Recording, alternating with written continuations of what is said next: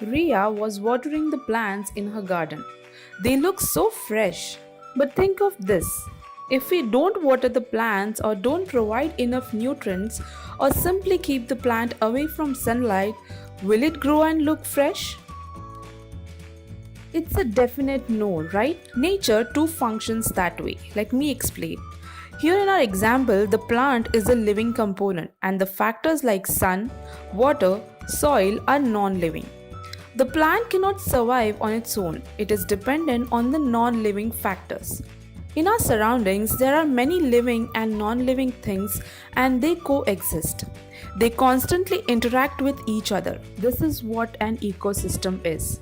Ecosystem, a community of life forms in concurrence with non living components interacting with each other. The term ecosystem was first coined by an English scientist, A.J. Tansley, in the year 1953. So you might be wondering, is everything in our surrounding a part of the ecosystem? Yes, it is. An ecosystem could be anything like a small pond to a large ocean. An ecosystem can be broadly classified into two types: terrestrial ecosystem and aquatic ecosystem.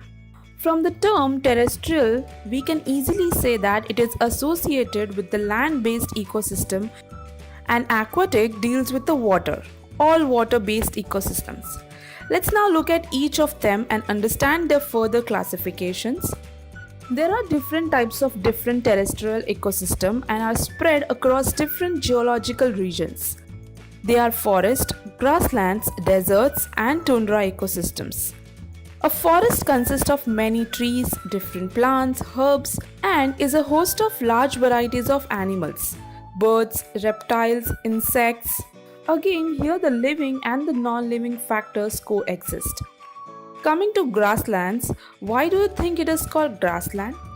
Yes, you guessed it right. Here the vegetation is mainly dominated by grass. Unlike forest, we don't find trees here.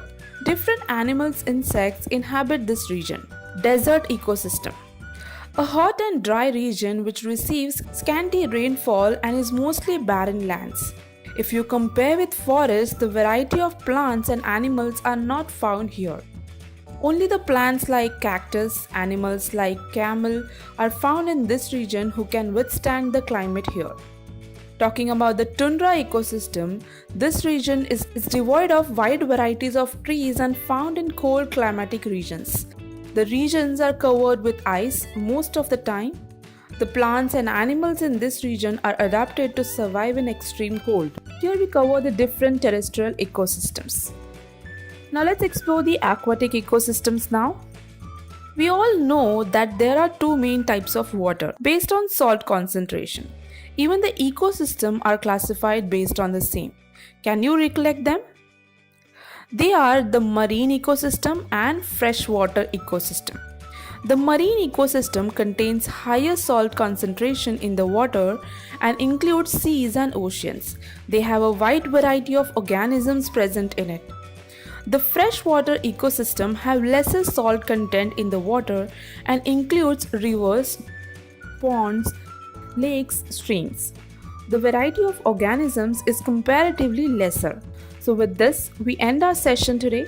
Here we saw what an ecosystem actually is and the classification of it. In the next session, we'll discuss structure of the ecosystem. So stay tuned with us. Hope you have found this session informative. If yes, then what are you waiting for? Hit the like button and subscribe to our channel. Press the bell icon to stay connected. Until next time, keep watching, keep learning. Thank you.